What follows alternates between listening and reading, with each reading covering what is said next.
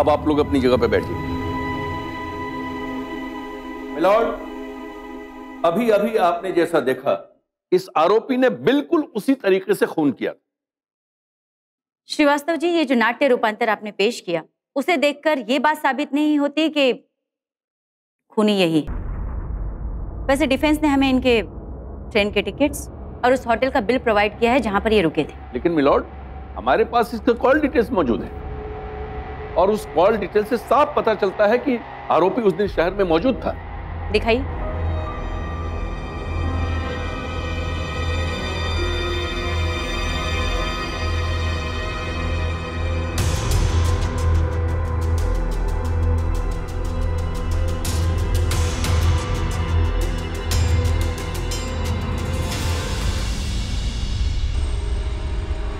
श्रीवास्तव जी, ये call list आपने बनाई है?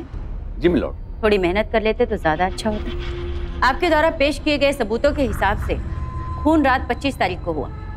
जी मिलॉर्ड। और ये कॉल लिस्ट 24 तारीख की।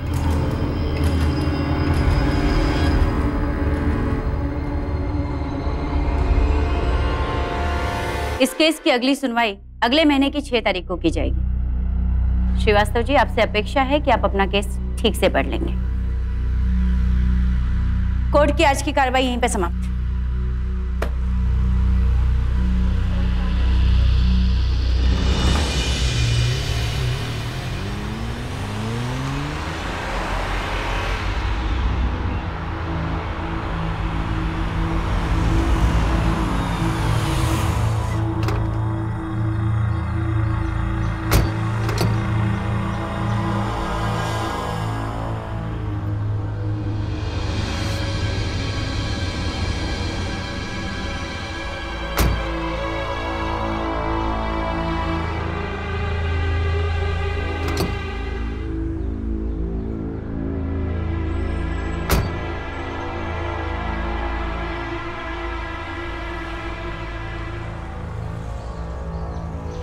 मैं ले लूं? नहीं, ठीक है।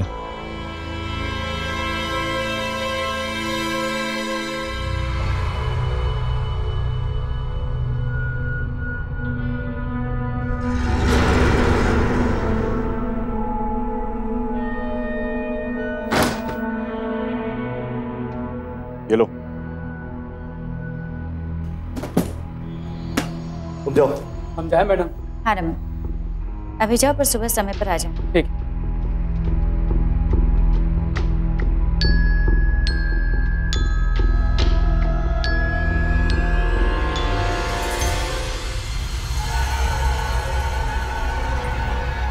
क्या हुआ? क्या हुआ? हाँ, बहुत मजा आता है ना तुम्हें जब भी मैं बेइज्जत होता हूँ इन छोटे लोगों के आगे।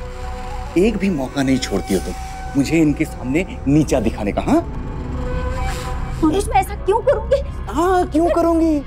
क्यों करूंगी वो तो तुम जानती हो ना, क्योंकि तुम जज साहिबा हो। मुझे दर्द हो रहा है। हाँ, दर्द हो रहा है ना, दर्द तो होगा, और मुझे जो दर्द होता है उसका क्या? एक बात याद रखना, तुम तुम्हारे कोर्ट में जज हो, यहाँ नहीं। यहाँ पे मैं बॉस हूँ, समझे तुम? मनोज, लॉजिक। तुम्हें क्या लगा कि मैं उन पतियों में से हूँ जो अपनी बीवी के रुतबे के आगे एकदम घबरा जाए, झुक जाए? हाँ हाँ, मैं झुकने वालों में से नहीं। समझ में आया? मैं झुकूंगा नहीं।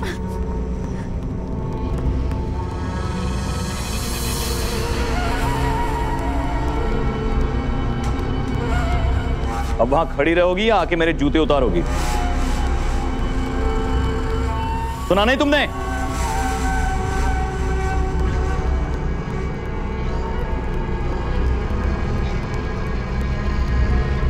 कितने दुर्भाग्य की बात है कि दूसरों को इंसाफ दिलाने वाली एक महिला खुद अपने घर में डोमेस्टिक वायलेंस यानी घरेलू हिंसा की शिकार है। अमूमन लोग सोचते हैं कि घरेलू हिंसा सिर्फ गृहिणियों यानी घरेलू महिलाओं के साथ होती है, लेकिन इस मामले से साबित होता है कि कामकाजी महिलाएं भी डोमेस्टिक वायलेंस से अछूती नहीं हैं, क्योंकि हमारे समाज में ज्यादातर पतियों को बड़ी बेइज्जती महसूस होती है अगर पत्नी का रुतबा उनसे ज्यादा हो जाए।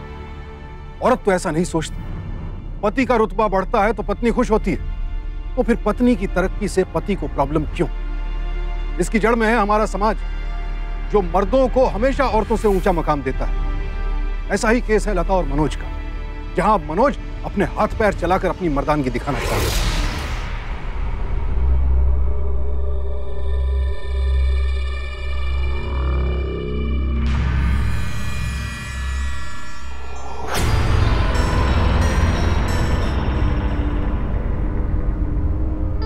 बहू कहाँ जा रही है?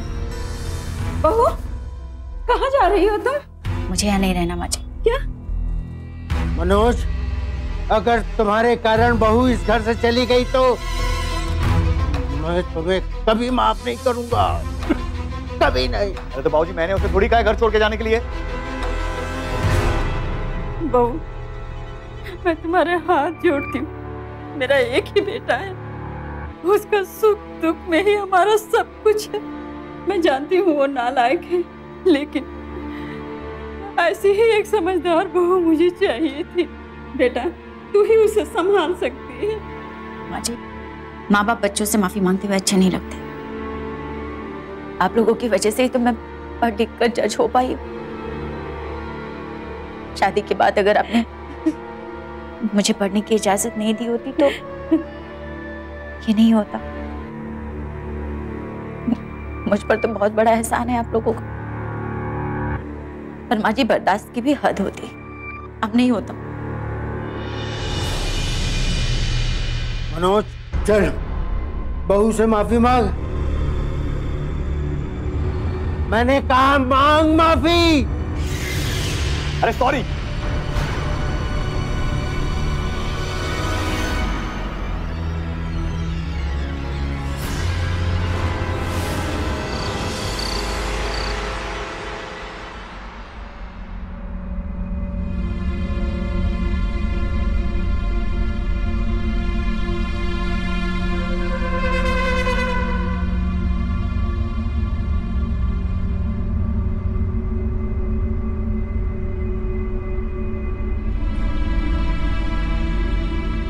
सोने चले? आज तुमने जो कुछ भी किया था ना मनोज, अगर दोबारा फिर वैसा कुछ करने की कोशिश की तो मैं पुलिस को बुलाने में हिचकिचाऊंगी नहीं। डोमेस्टिक वायलेंस एक्ट 2005 के बारे में तो जानते ही।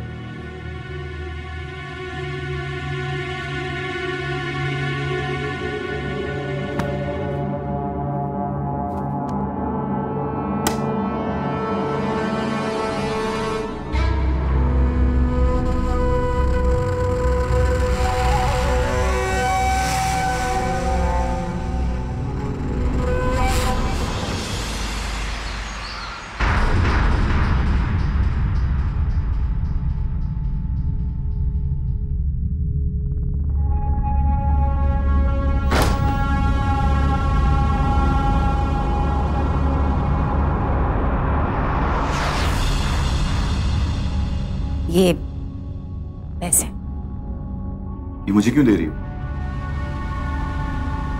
खर्च के लिए, आई मीन घर खर्च के लिए। घर खर्च तो तुम संभालती हो ना, तो तुम ही संभालो, मुझे क्यों दे रही हो?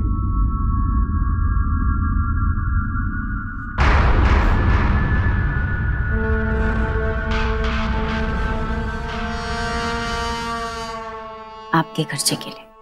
ये क्या कर रही हो? मैंने मना किया ना एक बार। अगर सचमुच तुम मेरी मदद करना चाहती होती ना, तो तुम चुपचाप जाके मेरे कोट की जेब में ये पैसे रख देती, एहसान जता के नहीं देती।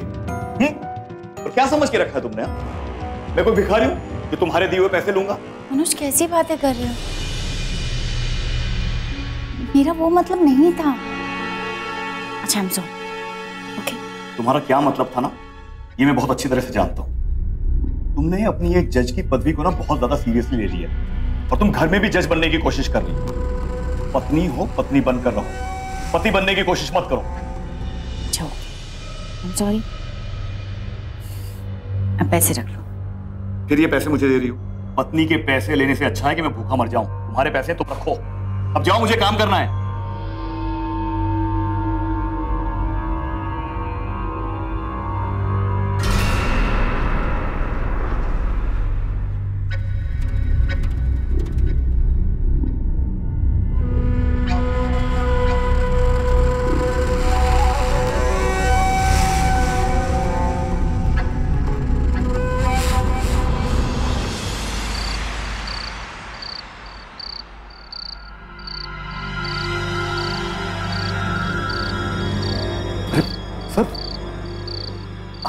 आपने मुझे यहाँ क्यों बुलाया?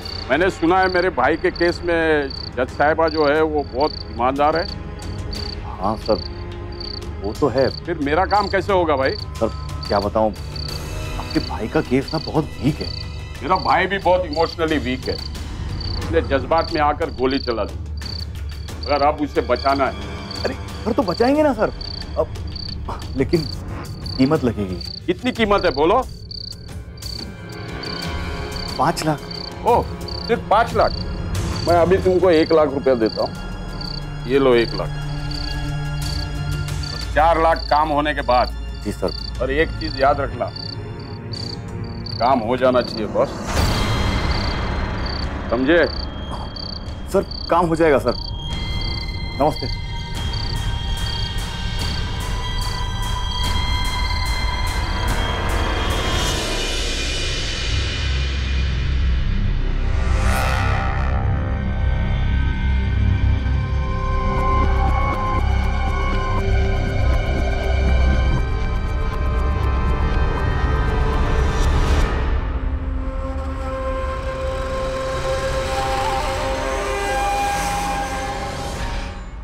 Beautiful flowers for my beautiful wife.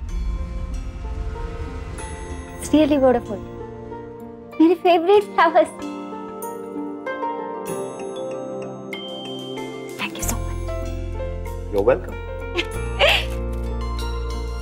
माँ बाबू जी ने खाना खा लिया, आप भी चलकर खाना खा लीजिए। खाते हैं, खाना खा लेते ना, ऐसी क्या जिंदगी है। थोड़ा अपने ब्यूटीफुल बीवी के साथ में समय तो बिता लो। कल शाम को ना कोई भी एंगेजमेंट मत रखना। No meeting, nothing. कल शाम को एक फिल्म देखने जाएंगे हम, उसके बाद एक रोमांटिक डिनर। स्वीट। आपको याद पिछली बार हम दोनों साथ फिल्म देखने कब गए थे? क्या 1 साल हो गया। 1 साल हो गया ना? टाइम तो बस भागता जाता है, पता ही नहीं चलता। सुनो, कल ना तुम्हारी अदालत में मेरा एक case. Independent? Of course independent. मैं इंडिपेंडेंट केस नहीं लड़ सकता? नहीं, बिल्कुल लड़ सकते हो, मेरा वो मतलब नहीं था। एक्चुअली उसी बात की खुशी है मुझे। तुम्हें उसी बात की खुशी नहीं है? तुम खुश नहीं हो, तुम मुझ पर तंज कस रहे हो, क्योंकि तुम अच्छी तरह से जानती हो कि तुम्हारे कोर्ट में मैं इंडिपेंडेंट लॉयर बनके नहीं आ सकता। अगर तुम खुश होती तो जरा सा सोचती कि मेरा केस तुम्हारी अदालत में कैसे आ सकता है। I am really sorry, actually मेरा उस बात पे ध्यान ही नहीं गया। प्लीज नाराज मत हो। बाबूजी सो रहे हैं ना, प्लीज गुस्सा मत हो।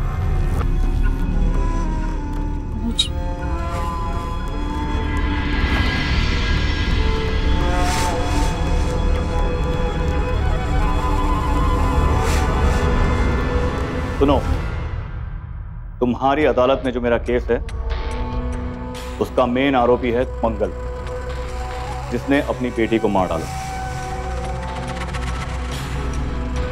वो केस गुप्ता लड़ेगा, लेकिन क्लाइंट मेरा है। सुना तुमने?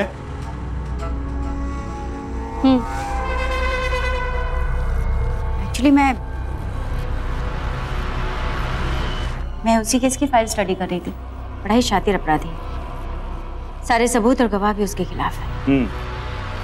सारे सबूत और गवाह उसके खिलाफ है, इसलिए वो मेरे पास में है और मैं तुम्हारे पास, क्योंकि तुम मेरी बीवी हो और ये केस हमें जीतना है। पर मैं एक जज भी हूं मनोज। जज साहिबा, मेरे लिए इतना नहीं करोगे? सॉरी मनोज, मैं सीरियसली कुछ नहीं कर पाऊंगी। समझे तुम? तुम्हारा बाप भी करेगा। ये नालायक, इतना समझाया लेकिन ये सुधरने का नाम नहीं ले रहा है। देखता हूं जाकर। सुनिए, ये पति पत्नी के बीच का मामला है, उनको अपने आप ही सलटने दीजिए। आप तो कुछ मत बोलिए। अरे रूपा, इतना तो समझाया मैंने कहा ना, छोड़ दीजिए। एक बीवी का फर्ज होता है अपने पति की सेवा करना। हाँ, अपने पति की सेवा करना। तो क्या ये क्या हाँ? ये क्या है? ये क्या करना है तुम्हें? सिर्फ 4 साइन करनी है और जजमेंट मेरे फेवर में देना है। हाँ, इतना ही करना है।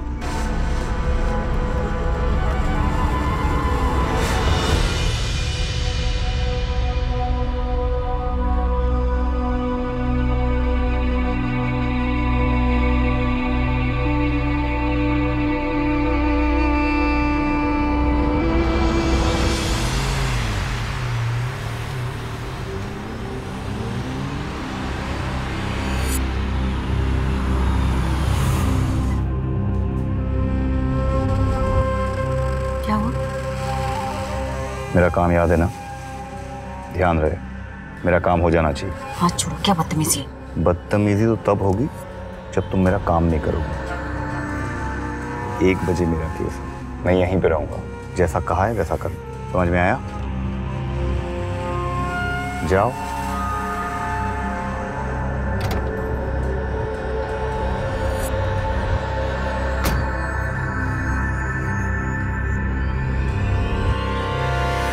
आप भी चलिए वकील साहब। अरे सर, आप बिल्कुल फिक्र मत कीजिए, मैं यहीं से सब कुछ कंट्रोल करता रहूंगा। आपको बताया ना मैंने, जज साहिबा मेरी बीवी है। इसलिए तो कह रहा हूँ कि आपकी बीवी पति का चेहरा देखेगी तो खुद ब खुद समझ जाएगी कि फैसला क्या करना है। अरे सर, वो वैसे भी जानती है कि क्या फैसला करना है। मेरी बीवी वही करेगी जो उसका पति कहेगा। आप बिल्कुल फिक्र मत करो, आप अंदर जाओ, कार्रवाई शुरू होने वाली होगी। सर, बाकी की मिठाई काम होने के बाद। Yes sir. Order, order. सारे सबूतों और गवाहों को मद्देनजर रखते हुए यह अदालत मंगल बलराम प्रसाद को अपनी बेटी के कत्ल के जुर्म में, यह अदालत उसे 14 साल की जेल और 50,000 रुपए जुर्माने की सजा सुनाती है। अदालत की आज की कार्रवाई यहीं पर समाप्त।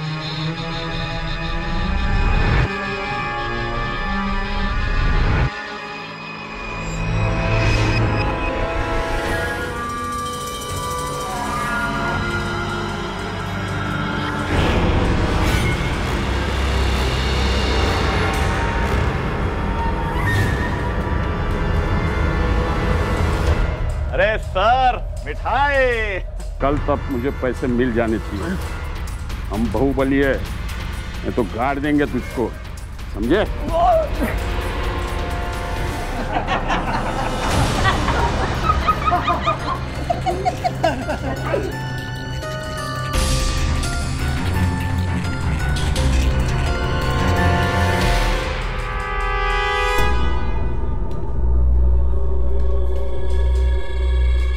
क्या कहा था मैंने तुझसे?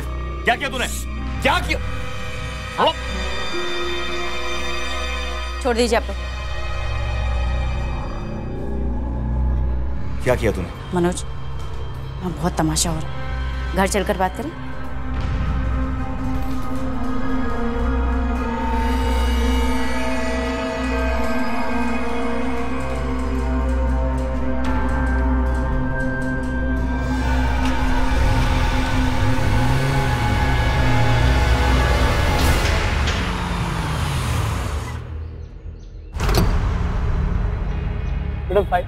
रहने दो।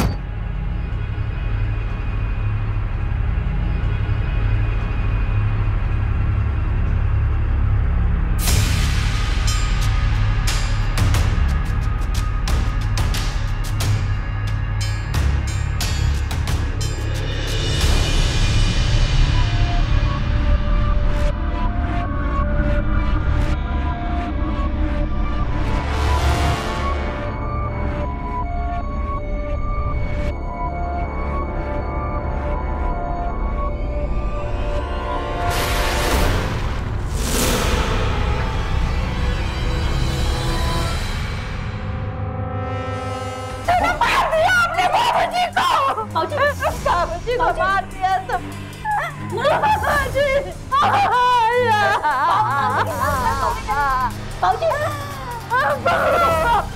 बाबूजी को मार डाला। क्या कर रही है तू? एम्बुलेंस को बुलाएगी तू? बाबूजी की नाव बंद हो गई। एम्बुलेंस कोई यहाँ से बाहर नहीं निकलेगा।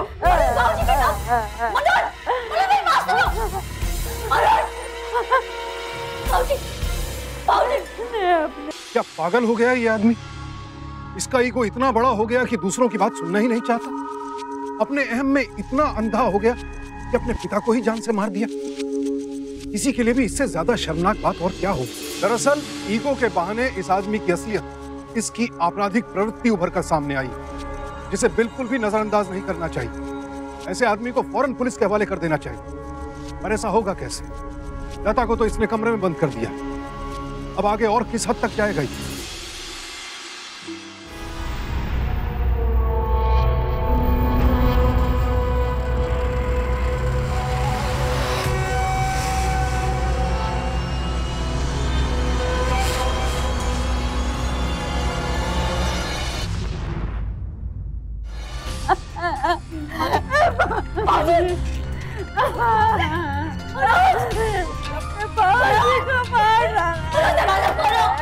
दरवाजा खोलो प्लीज। मनोज बाबूजी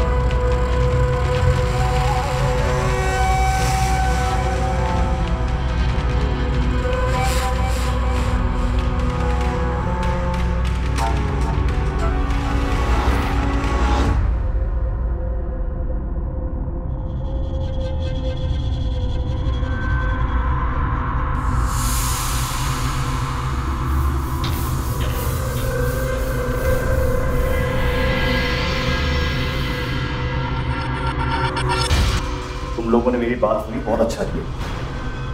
बहुत अच्छा किया। कहीं नहीं गए, भागने की कोशिश नहीं की। मैंने सब सोच लिया क्या करना है, कैसे करना है। नीचे लॉ की किताबें पढ़ी और उसमें से 35 सीखी। सारे सबूत मिटा दूंगा, सबको खत्म कर दूंगा। हाँ, 2 ही लोग तो हो, पहले मां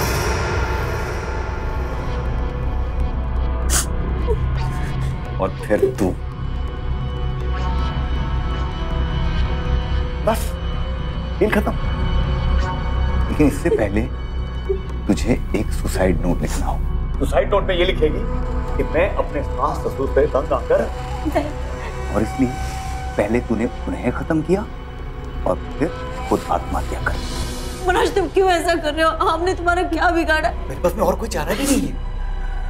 हमने क्या बिगाड़ा है तुम्हारा? मनोज। हाँ बेटा, बेटा मैं माँ हूँ तुम्हारी। मुझे पता है, मजबूरी है। मैंने तुझे जन्म दिया। बोल रहा हूँ ना माँ, मजबूरी है। बेटा होश में आओ। सुसाइड नोट चल। नहीं बेटा, चल सुसाइड नोट लिखना है। मनोज चल उठ उठ नहीं, चल उठ मनोज उठ। बैठे चल, बैठ।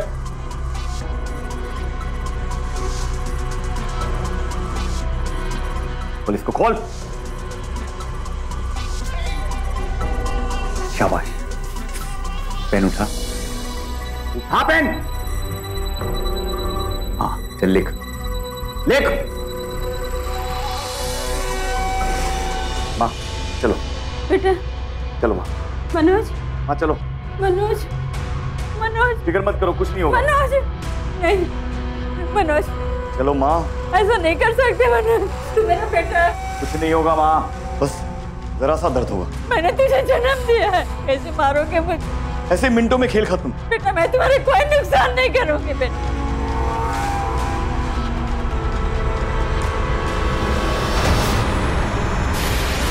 बेवकूफी मत करो मनोज। वो छोड़ो मुझे। तुम्हें क्या लगता है हमारा हम सबको मारकर खुद को बचाने का जो आइडिया है ना, बिल्कुल गलत है। तुम्हारा ये सुसाइड नोट वाला आइडिया नहीं चलेगा मनोज। तुम सिर्फ वकील, मैं जज हूँ। आए दिन हजारों हत्या की तारीखों का फैसला करती हूँ। देखो मनोज, तुम 2 मिनट शांति से मेरी बात सुनो। 1 मिनट मेरी बात सुन लो, उसके बाद तुम्हें जो ठीक लगे वो करना। बस 1 मिनट। हम यहाँ से चलते हैं, पास चल कर बात करते हैं। प्लीज चलो, प्लीज 2 मिनट।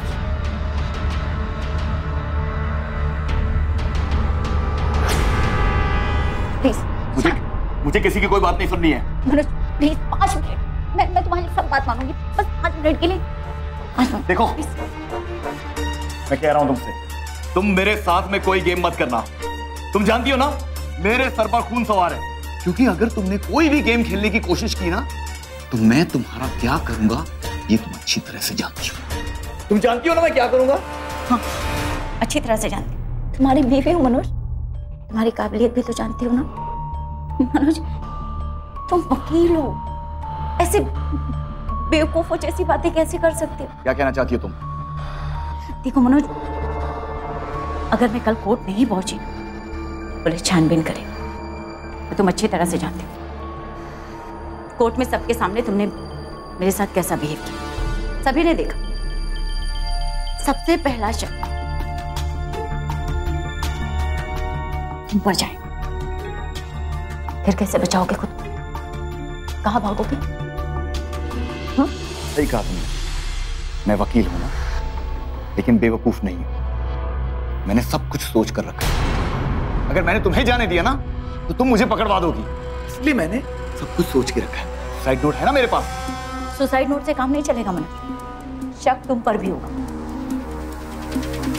मनोज पुलिस ना गूंगे बहरों से भी गुनाह कबूल करवा लेती, तुमसे भी करवा लेगी। बैठो ना।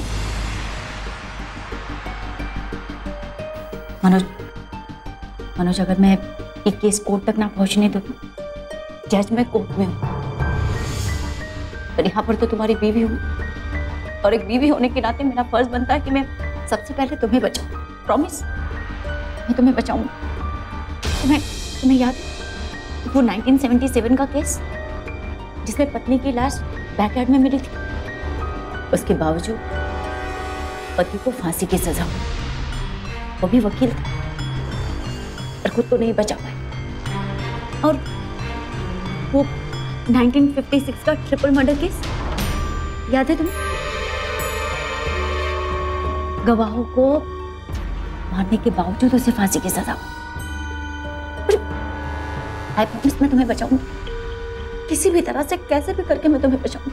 मैं तुम्हारी बीवी हूँ, अगर तुम्हारे जूते खा सकती हूँ, लात सह सकती हूँ, तो तुम्हें बचाऊंगी नहीं मैं।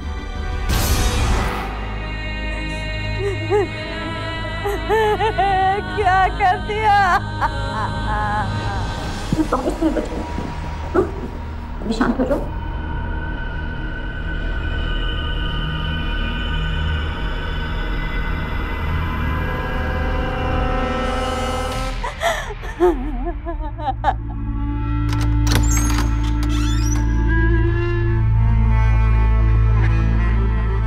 Please.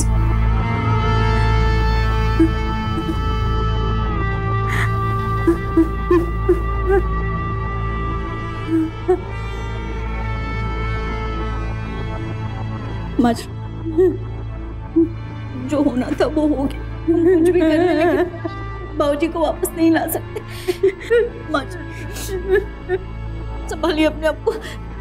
मजे अब हमें मनोज को बचाने के लिए सोचना चाहिए। इसको बचाना है तो इसे बचाना चाहती है, इस अपराधी को।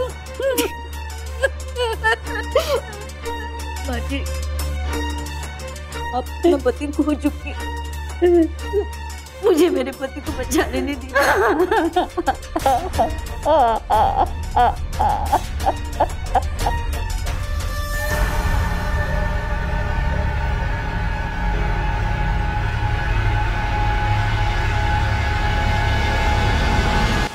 कोई चालाकी मत करना, समझी तुम?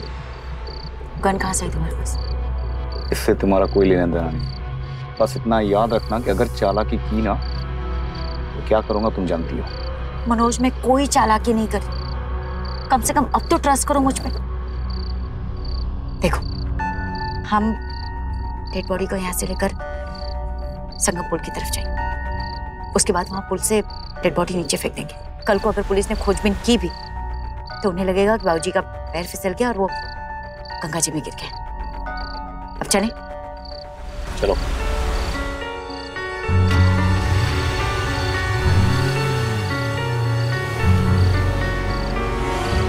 गाड़ी रोको, गाड़ी रोको। गाड़ी क्यों? तुम्हें दिख नहीं रहा है? सामने पुलिस की नाकाबंदी है। अगर उन्होंने चेक किया तो? मनोज शांति रखो, अगर मैंने गाड़ी पीछे ली तो उन्हें शक हो जाएगा। ये गाड़ी रुकेगी नहीं आगे।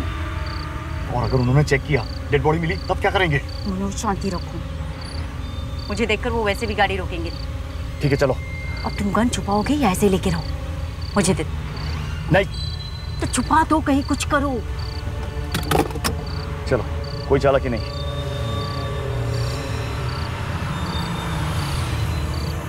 अरे साहिबा आप? जी। अरे हौलदार जाने दो इन्हें।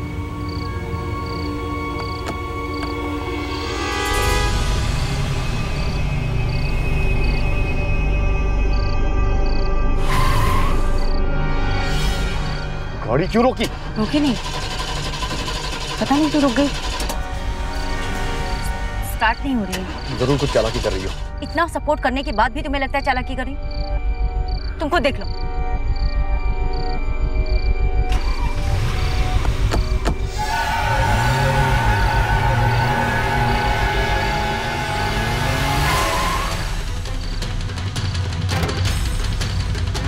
इंस्पेक्टर साहब। क्या हुआ मैडम? डिक्की में लाश है और ये रहा खाते। गिरफ्तार करिए।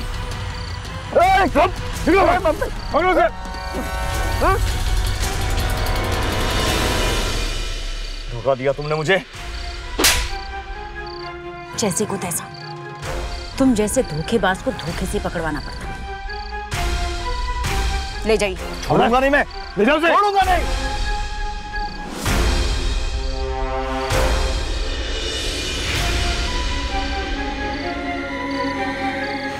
आखिरकार लता ने वही किया जो उसे बहुत पहले करना चाहिए। उसने मनोज को गिरफ्तार करवाया। लेकिन यहाँ हमारा समाज भी उतना ही दोषी है जितना कि मनोज। ये हमारी पुरुषवादी सोच है कि पति अगर पत्नी से कम पैसे कमाता है तो लोग हंसते हैं उस पर, और समाज की यही हंसी पुरुष को हीन भावना से भर देती है। और फिर ऐसे मर्द खुद को ऊंचा साबित करने के लिए सबसे आसान तरीका अपनाते हैं, पत्नी के साथ हिंसा। इसीलिए हम अपने समाज और मनोज दोनों को बराबर का कसूरवार मानते हैं और आप सबसे अपील करते हैं कि अपनी सोच बदलें, क्योंकि जमाना बदल चुका है, वरना ऐसे हादसे होते ही रहेंगे। और मनोज जैसे लोग हमारे आसपास के ही लोग हैं। इसीलिए अपनी बहनों और बेटियों की सुरक्षा की खातिर हमें ऐसे लोगों से बेहद सावधान रहने की जरूरत है। सावधान इंडिया।